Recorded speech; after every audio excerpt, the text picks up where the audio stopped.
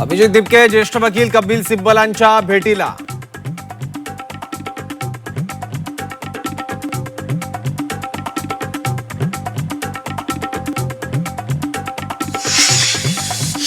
देशात संघर्षाची सुरुवात झाली आहे. जात धर्म विसरून आपण सर्वांनी एकत्र यायचं, उद्धव ठाकरेंचं तरुणांना आवाहन. पक्ष फोडणाऱ्यांवरही साधला निशाणा. जल्लोष सभेसाठीच्या सहकार्याबाबत राज ठाकरेंकडून पोलिसांचं कौतुक. महाराष्ट्र आणि दिल्ली पोलिसात हाच फरक असल्याचं सांगत मानले आभार. ठाकरेंना जल्लोषाकरिता काहीतरी कारण मिळालं. मुख्यमंत्री फडणवीसांची ठाकरे बंधूंच्या विजय जल्लोष सभेवर टीका. संवेदनशीलता दाखवत मोदींनी निर्णय घेतला, फडणवीसांची प्रतिक्रिया. अकोल्यात पोलीस कर्मचाऱ्यांकडून लग्नाचं आमिष देत तरुणीवर अत्याचार. आत्महत्येचा प्रयत्न केलेल्या तरुणीचा उपचारादरम्यान मृत्यू. अकोल्यातील बाळापुरात सर्वपक्षीय मोर्चा.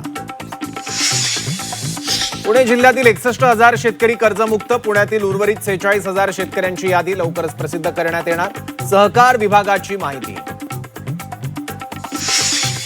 रत्नागिरीतील गोपाळगड किल्ला शासकीय ताब्यात येणार. पुरातत्व विभागाकडून भूसंपादन प्रक्रिया सुरू. पर्यटन विकासाला चालना मिळण्याची शक्यता. उजनी धरणातील पाणीसाठ्यात वाढ. 108 टीएमसीहून अधिक पाणीसाठा. भीमा नदीपात्रात 55,000 क्युसेकनं विसर्ग. गोळीबाराच्या घटनेची पोलीस आयुक्तांकडून गंभीर दखल. सलग गोळीबाराच्या घटनेनंतर पीआय शशिकांत चव्हाण यांची नियंत्रण कक्षात बदली. पुण्यातील खडक पोलीस ठाण्याच्या परिसरातली घटना.